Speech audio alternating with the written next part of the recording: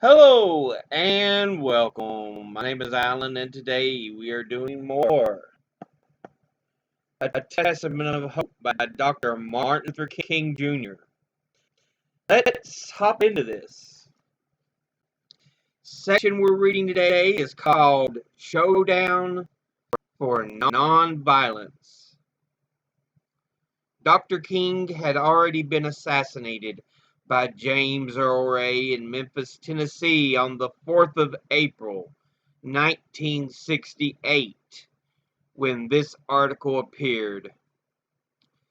The worst period of racial rioting in U.S. history erupted.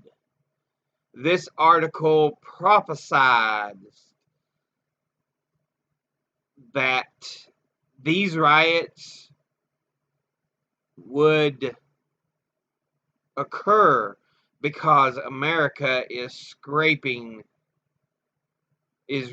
the harvest of hate and shame planted through generations of educational denial, political disenfranchisement, and economic exploitation of its black population. The policy of the federal government is to play Russian roulette with riots. It is prepared to gamble with another summer of disaster. Despite 2 consecutive summers of violence, not a single basic cause of riots has been corrected. All of the misery that stoked the flames of rage and rebellion remains undiminished.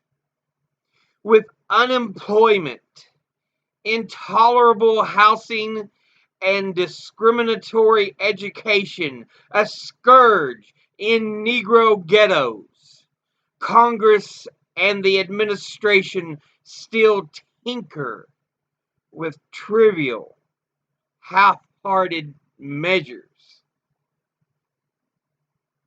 Yet, only a few years ago, there was discernible, if limited, progress through nonviolence. Each year, a wholesome, vibrant Negro self-confidence was taking shape. The fact is inescapable that the tactic of nonviolence, which had then dominated the thinking of the civil rights movement, has in the last 2 years not been playing its transforming role. Nonviolence was a creative doctrine in the South because it checkmated the rabid segregationists who were thirsting for an opportunity to physically crush Negroes. Nonviolent direct action enabled the Negro to take to the streets in active protest, but it muzzled the guns of the oppressor because even he could not shoot down in daylight unarmed men, women, and children. This is the reason there was less loss of life in 10 years of Southern protest than in 10 days of Northern riots. Today, the Northern cities have taken on the conditions we faced in the South. Police, National Guard, and other armed bodies are feverishly preparing for repression. They can be curbed not by unorganized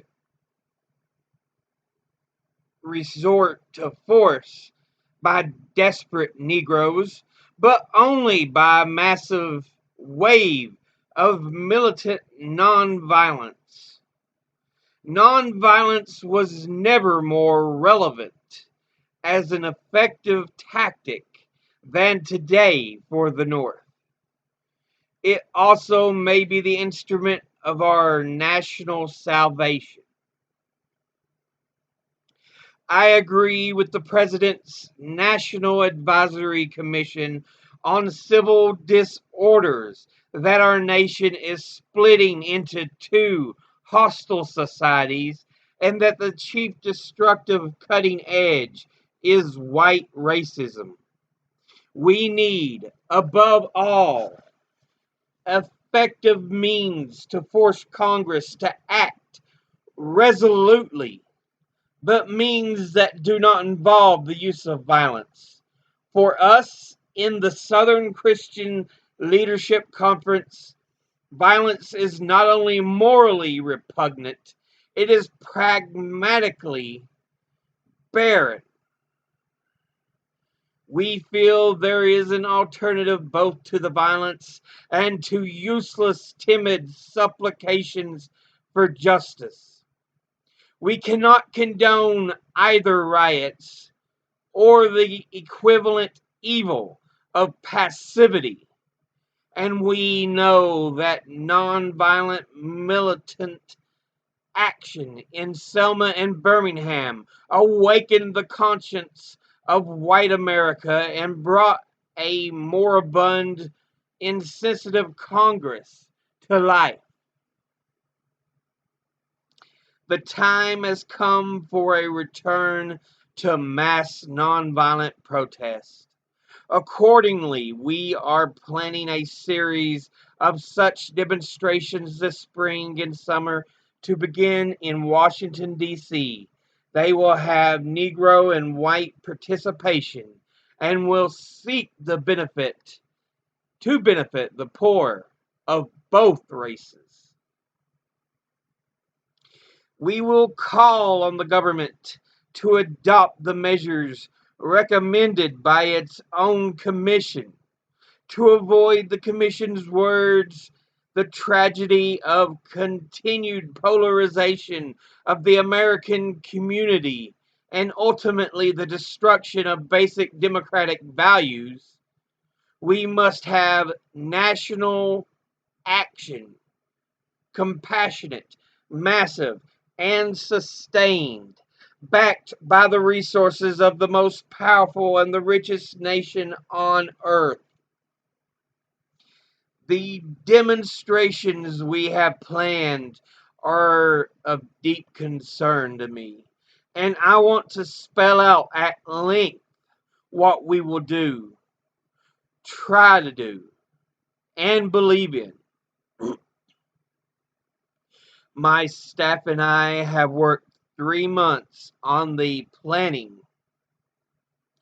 We believe that if this campaign succeeds, nonviolence will once again be the dominant instrument for social change, and jobs and income will be put in the hands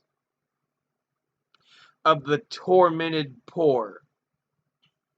If it fails, nonviolence will be discredited and the country may be plunged into Holocaust, a tragedy deepened by the awareness that it was avoidable.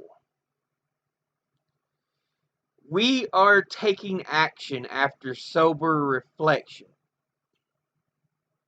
We have learned from bitter experience that our government does not correct a race problem until it is confronted directly and dramatically. We also know, as official Washington may not, that the flashpoint of Negro rage is close at hand. Our Washington demonstration will resemble Birmingham and Selma in duration. It will be more than a one-day protest. It can persist for 2 or 3 months. In the earlier Alabama actions, we set no time limits. We simply said we were going to struggle there until we got a response from the nation on the issues involved. We are saying the same about Washington. This will be an attempt to bring a kind of Selma-like movement, Birmingham-like movement, into being, substantially around the economic issues. Just as we dealt with the social problem of segregation through the massive demonstrations, and we dealt with the political problem, the denial of the right to vote through massive demonstrations.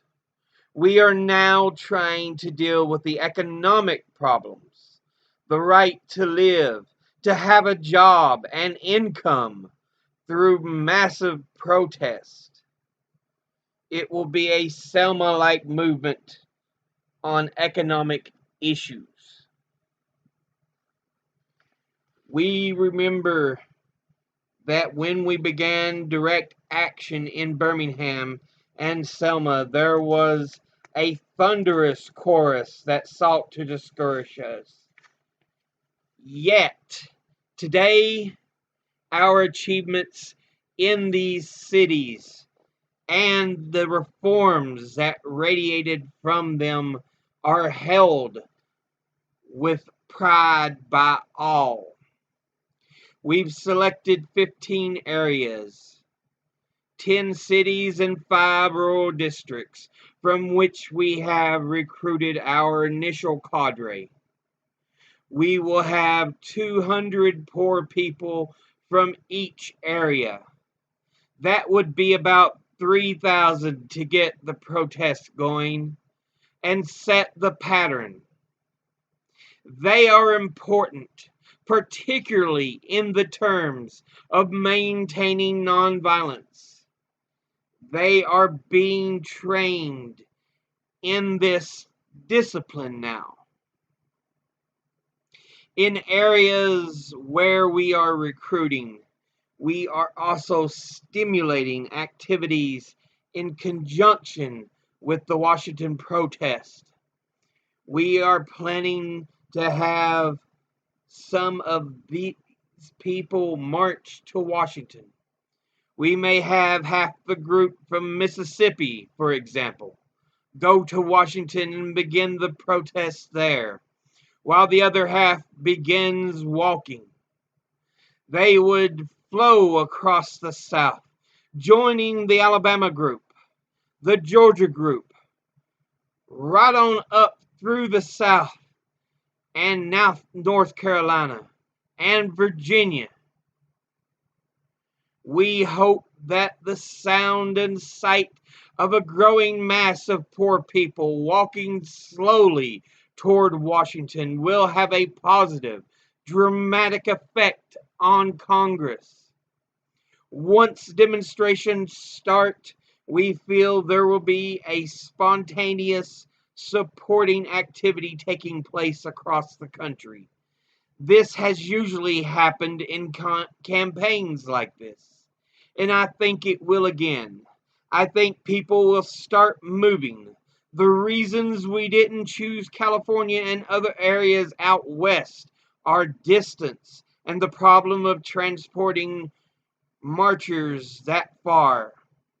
But part of our strategy is to have spontaneous demonstrations take place on the West Coast. A nationwide nonviolent movement is very important. We know from past experience that Congress and the president don't do anything until you develop a movement around which people of goodwill can find a way to put pressure on them, because it really means breaking that coalition in Congress. It's still a coalition dominated, rural dominated, basically Southern Congress. There are Southerners there with committee chairmanships, and they are going to stand in the way of progress as long as they can. they get enough right-wing Midwestern or Northern Republicans to go along with them. This really means making the movement powerful enough, dramatic enough, morally appealing enough, so that people of goodwill, the churches, labor, liberals, intellectuals, students, poor people themselves begin to put pressure on congressmen to the point that they can no longer elude our demands.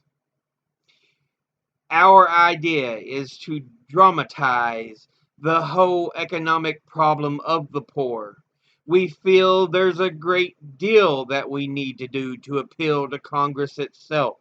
The early demonstrations will be more geared toward educational purposes, to educate the nation on the nature of the problem and the crucial aspects of it, the tragic conditions that we confront in the ghettos. After that, if we hadn't got a response from Congress, we will branch out. And we are honest enough to feel that we aren't going to get any instantaneous results from Congress, knowing its recalcitrant nature on this issue, and knowing that so many resources and energies are being used in Vietnam rather than on the domestic situation. So we don't have any illusions about moving Congress in 2 or 3 weeks. But we do feel that by starting in Washington, centering on Congress and departments of the government, we will be able to do a real educational job. We call our demonstration a campaign for jobs and income because we feel that the economic question is the most crucial that black people and poor people generally are confronting. There is a literal depression in the Negro community. When you have mass unemployment in the Negro community, it's called a social problem. When you have mass unemployment in the white community, it's called a depression. The fact is, there is a major depression in the Negro community. The unemployment rate is extremely high, and among Negro youth, it goes up as high as 40% in some cities. We need an economic Bill of Rights. This would guarantee a job to all people who want to work and are able to work. It would also guarantee an income for all who are not able to work. Some people are too young. Some are too old. Some are physically disabled, and yet, in order to live, they need income. It would mean creating certain public service jobs, but that could be done in a few weeks. A program that would really deal with jobs could minimize, I don't say stop, the number of riots that could take place this summer.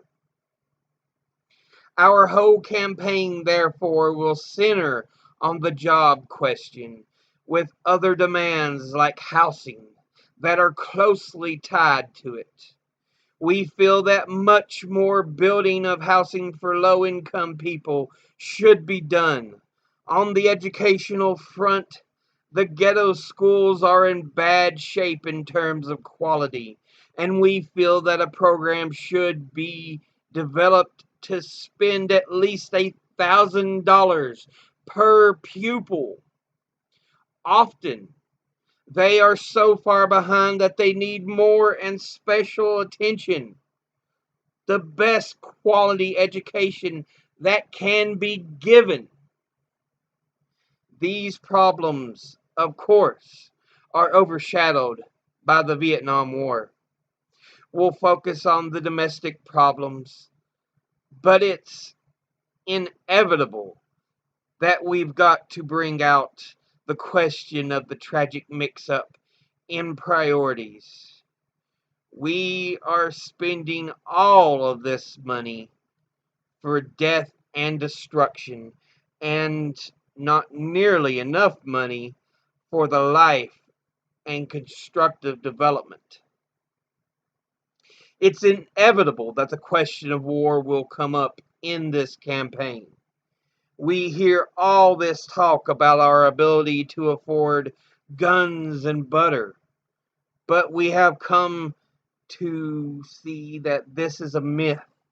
That when a nation becomes involved in this kind of war, when the guns of war become a national obsession, social needs inevitably suffer. And we hope that as a result of our trying to dramatize this and getting thousands and thousands of people moving around this issue, that our government will be forced to reevaluate its policy abroad in order to deal with the domestic situation.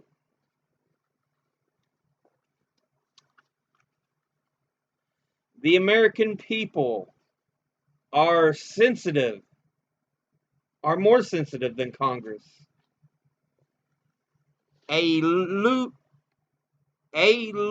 Harris poll has revealed that 56% of the people feel that some kind of program should come into being to provide to all who want to work.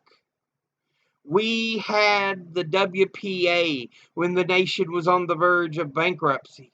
We should be able to do something when we're sick with wealth.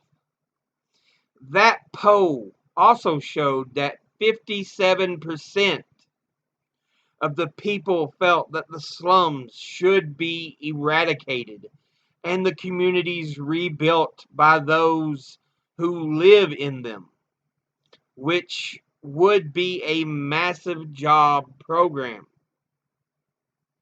We need to put pressure on Congress to get things done.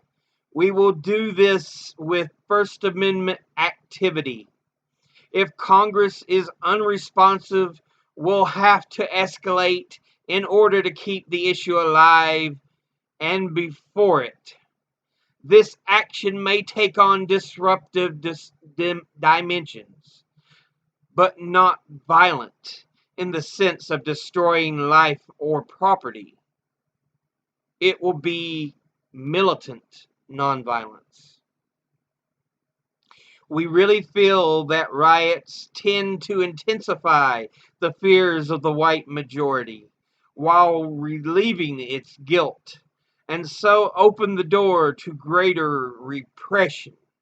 We've seen no changes in Watts. No structural changes have taken place as a result of riots. We are trying to find an alternative that will force people to confront issues without destroying life or property. We plan to build a shanty town in Washington, patterned after the bonus marches of the 1930s, to dramatize how many people have to live in slums in our nation. But essentially, this will be just like our other nonviolent demonstrations. We are not going to tolerate violence, and we are making it very clear that the demonstrators who are not prepared to be nonviolent should not participate in this. For the past 6 weeks, we've had workshops on nonviolence with the people who will be going to Washington. They will continue through the spring. These people will form a core of the demonstration and will later be the marshals in the protests. They will be participating themselves in the early stages. But after 2 or 3 weeks, when we will begin to call larger numbers in, they will be the marshals, the ones who will control and discipline all of the demonstrations. We plan to have a march for those who can spend only a day or two in Washington, and that will be toward the culminating point of a campaign. I hope this will be a time when white people will rejoin the ranks of the movement. Demonstrations have served as unifying forces in the movement. They have brought blacks and whites together in very practical situations where philosophically they may have been arguing about black power. It's a strange thing how demonstrations tend to solve problems. The other thing is that it's little known that crime rates go down in almost every community where you have demonstrations. In Montgomery, Alabama, when we had a bus boycott, the crime rate in the Negro community went down 65% for a whole year. Anytime we've had demonstrations in a community, people have found a way to slough off their self-hatred, and they have had a channel to express their longings and a way to fight nonviolently, to get the power structure, to know you're doing something so you don't have to be violent to do it. We need this movement. We need to bring out a new kind of togetherness between blacks and whites. We need it to bring allies together and to bring the coalition of conscience together. A good number of white people have given up on integration too. There are a lot of white power advocates, and I find that people do tend to despair and engage in debates when nothing is going on. But when action is taking place, when there are demonstrations, they have a quality about them that leads to a unity you don't achieve at other times. I think we have come to the point where there is no longer a choice now between nonviolence and riots. It must be militant, massive nonviolence or riots. The discontent is so deep, the anger is so ingrained, the being to serve as a channel through which these deep emotional feelings, these deep angry feelings can be funneled. There has to be an outlet, and I see this campaign as a way to transmute the inquit rage of the ghetto into a constructive and creative channel. It becomes an outlet for anger. Even if I didn't deal with the moral dimensions and question of violence versus nonviolence from a practical point of view, I don't see riots working, but I am convinced that if rioting continues, it will strengthen the right wing of the country and will end up with a kind of right wing takeover in the cities and a fascist development, which will be terribly injurious to the whole nation. I don't think America can stand another summer of Detroit like riots without a development that could destroy the soul of the nation and even the democratic possibilities of the nation. I'm committed to nonviolence, absolutely. I'm just not going to kill anybody, whether it's in Vietnam or here. I'm not going to burn down any building. If nonviolent protest fails this summer, I will continue to preach it and teach it. And we at the Southern Christian Leadership Conference will still do this.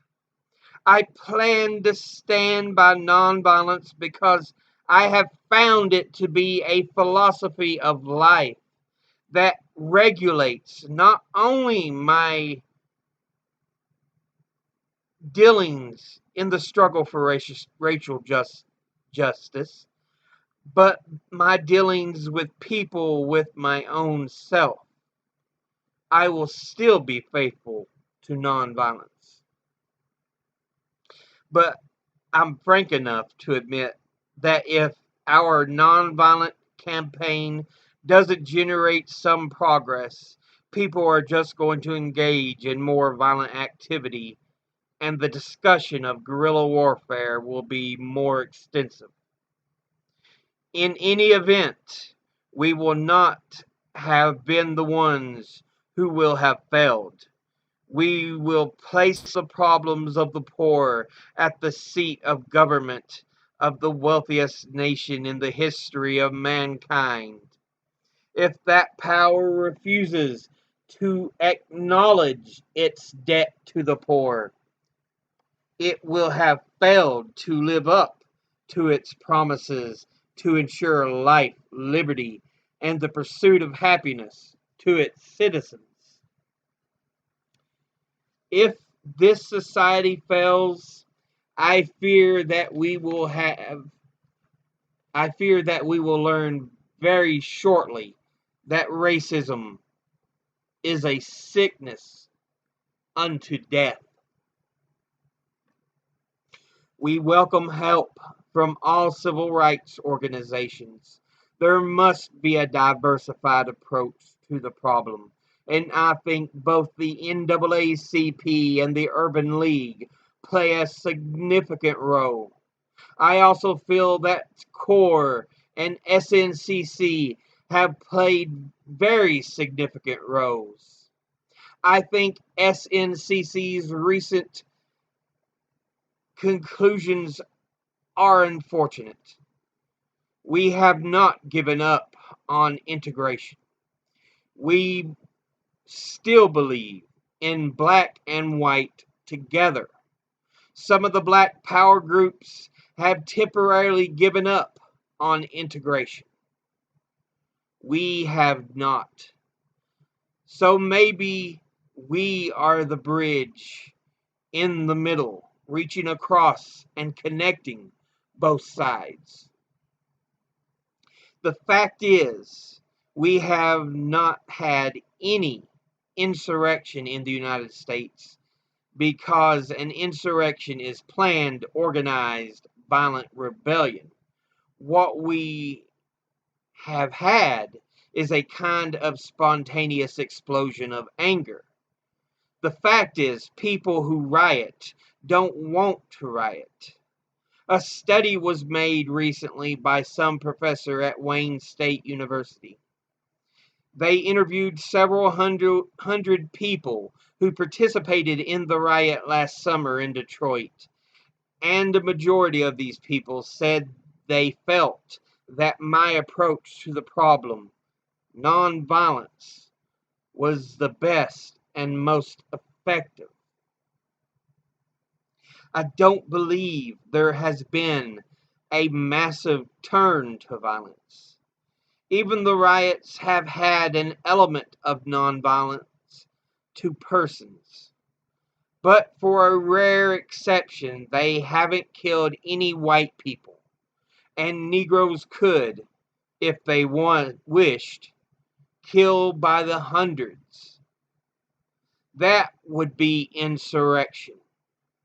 But the amazing thing is that the Negro has vented his anger on property, not persons, even in the emotional turbulence of riots.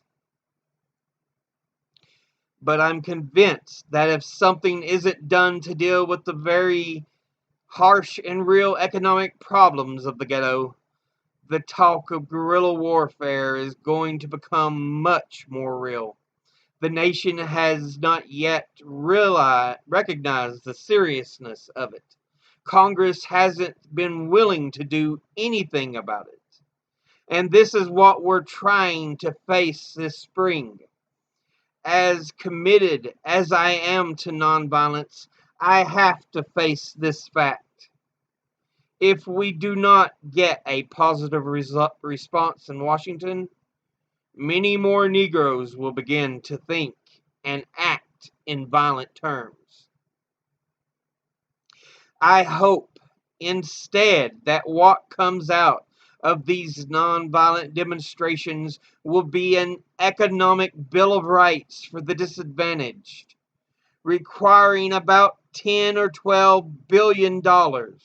I hope that a specific number of jobs is set forth, that a program will emerge to abolish unemployment, and that there will be another program to supplement the income of those whose earnings are below the poverty level.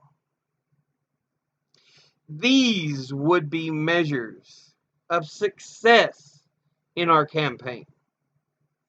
It may well be that all we'll get out of Washington is to keep Congress from getting worse. The problem is to stop it from moving backwards. We started out with a poverty bill of $2.4 billion, and now it's back to $1.8 billion.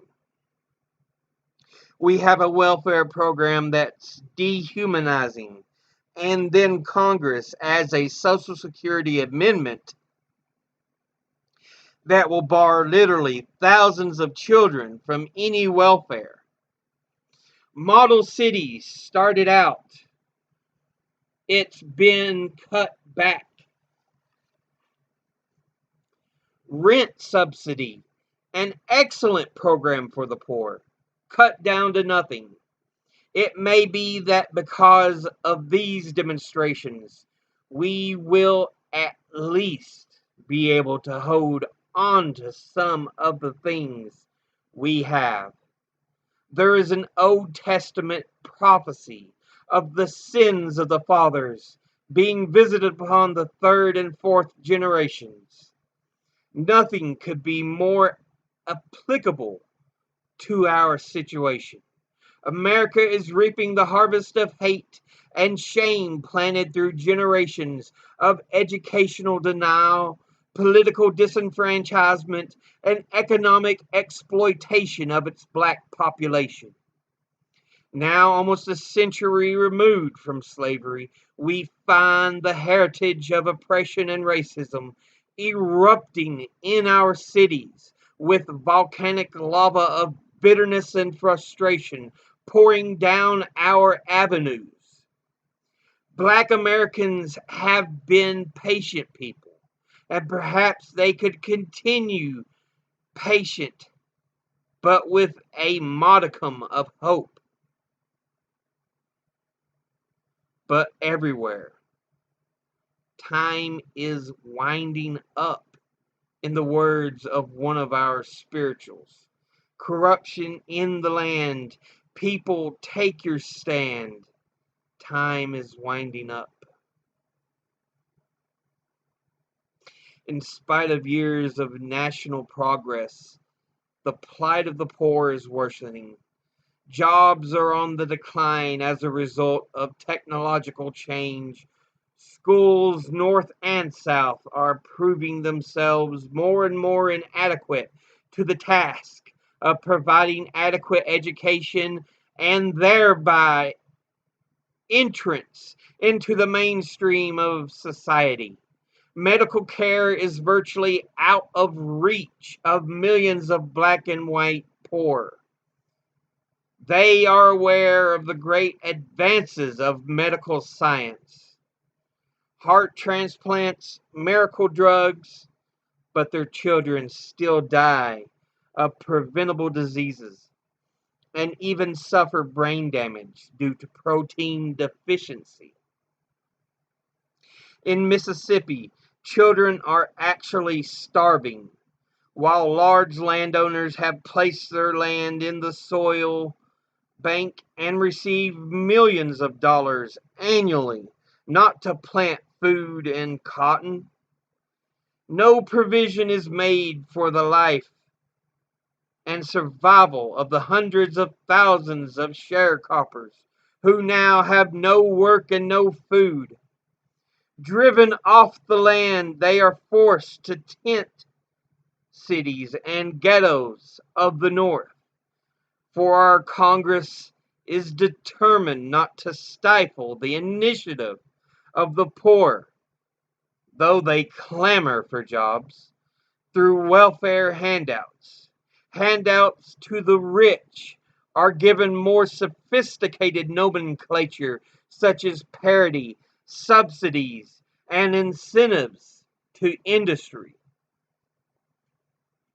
White America has allowed itself to be indifferent to race prejudice and economic denial. It has treated them as superficial blemishes, but now awakes to the horrifying reality of a potentially fatal disease. The urban outbreaks are a fire bell in the night, clamorously warning that the seams of our entire social order are weakening under the strains of neglect. The American people are infected with racism, and that is the peril.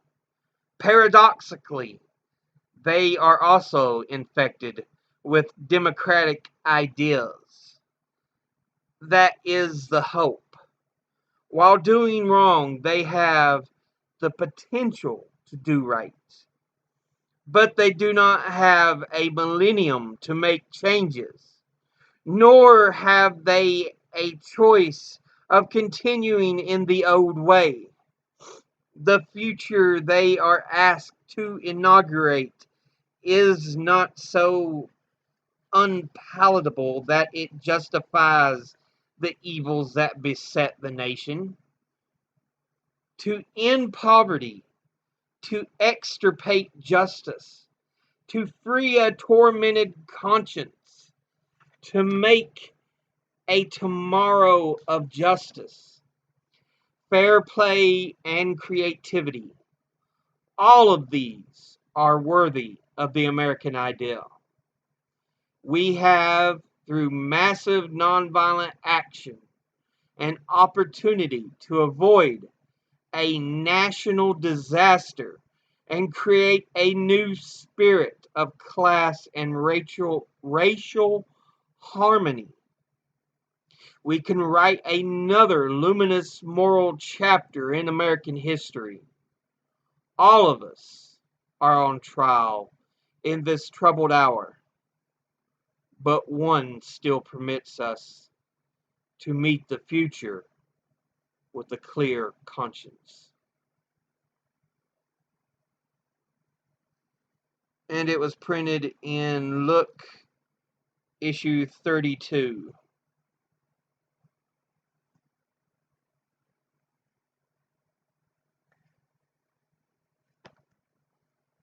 But yeah, Dr. King's referring to He still promotes the idea of nonviolence. But the opportunities to really bring about social justice, racial justice, he sees them slipping away, and he understands that if they cannot prove that nonviolence is the best way, riots may be the only choice. He don't think they will work, but unfortunately he sees little other choice. And he wants an economic equality. One of the things we often hear that isn't talked about too much is Dr. King was not just a fighter for racial justice. He fought for social justice, for economic justice. Unfortunately, we're still dealing with the inequality today. And it's just gotten worse. It's, yeah.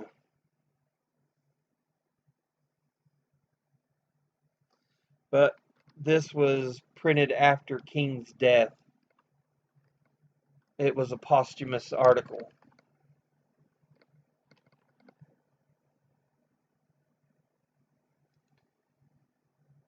Unfortunately, he never saw his dream come to fruition, and even today, we're still fighting for it.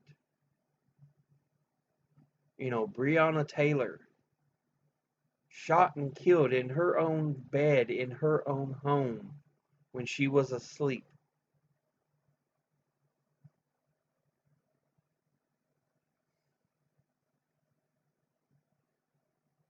You can only hope that even now Dr. King would push for nonviolence.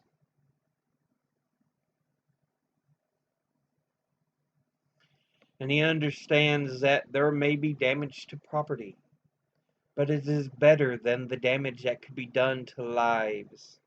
And he points this out. Those of African Americans in those riots, there were very few, if any, deaths of white people at the hands of African American rioters.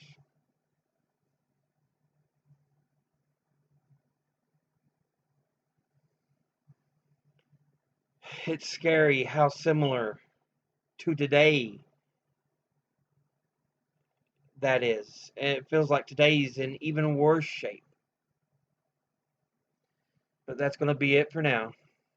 As always, educate thyself, think, read, study, learn. Someone tries to tell you something you have trouble believing, ask them to cite their sources. I'll see you all in the next video. Until then, later.